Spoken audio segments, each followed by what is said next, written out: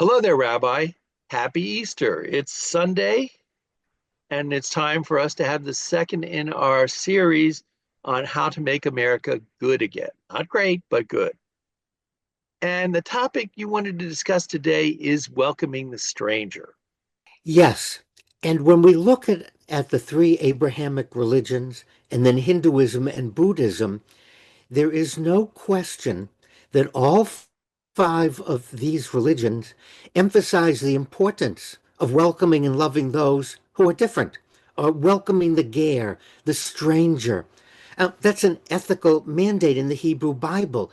In Christianity, love one's neighbor as oneself. I mean, Jesus said, "For I was hungry, and you gave me something to eat. I was thirsty, and you gave me something to drink. I was a stranger, and you invited me in."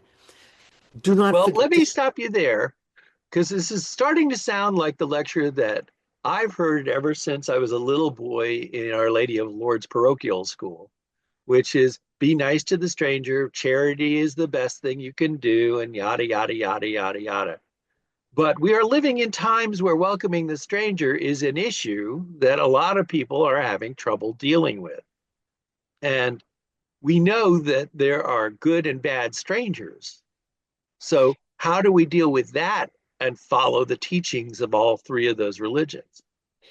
And actually all five, because it's the Abrahamic and Buddhism and Hinduism, because they also add that. This is something that is not simple that I've been wrestling with. We all agree that all of our religions teach us to extend compassion to all human beings, regardless of their background. I think it's time, Joe, for us Democrats, Republicans, Independents, anyone else to come together, agree, and acknowledge that our religions teach this, and there's mean, evil people in the world. How then can we balance? And I don't believe in either of the extremes. Saying we should let everybody in is a total and unmitigated disaster. Saying no one should be allowed in is a total and mitigated disaster. We need to look at each other and say, how can we be true to our own faiths, to our own values, to our own religions? How can we be true of welcoming the stranger, knowing that there are strangers that we shouldn't let in, that shouldn't be here? And we have to have a meaningful discussion, but we have to acknowledge the values taught by each of our faiths, and then we have to look at how can we do this in a practical way. And I think we've gotten away from that, Joe. I think too many people have gone to the extremes and said the solution lies in all or nothing. And as I've said before, it lies in the middle. There's always a desire to help people. I believe that about humanity, that we like to do things for folks and that we feel good when we do. And all too often, we find out that sometimes the people we're helping and the people we're working with are not that nice. I think each one of us, Joe, has to be serious about looking at the value. I mean, the Quran says, and if anyone seeks your protection, give him protection. Okay? Worship Allah and do good to parents, relatives, orphans, the needy, the near, the neighbor far away, the neighbor close, the companion, neighbor at your side. I mean, this is integral to all of us. And you're right. Kindness, helping people. How do we? I don't have an.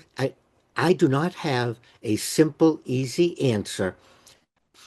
We have to really be careful of not using official policy or using our teachers' teachings, values to suppress people that really need our help.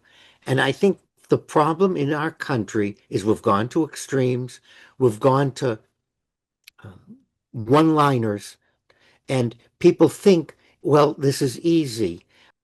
Certainly, if I had to choose between following a procedure, even though it might be flawed in some ways, versus relying on other people's sole judgment as to what to do in every case, I'm going to prefer the system. And because I always have the option of fixing the system I don't have the option of fixing the person. I think you brought up an excellent point, and I hear this a lot because people don't like the system of what's happening. They want to shut everything down. The answer is let's take a look at what's not working and let's take a look at what's working with immigration and let's look at our own values and let's see how we can implement one of Jesus's basic teachings. Do not forget to show hospitality to strangers, for by so doing, some people have shown hospitality to angels without knowing it. And that's one of my favorite mottos. Thank you for giving me that Easter present, Rabbi. And thank you, as always, for your wisdom and good advice. And may we continue to walk our own path with conviction and working together, united, to love our country and to make America good again through collaboration.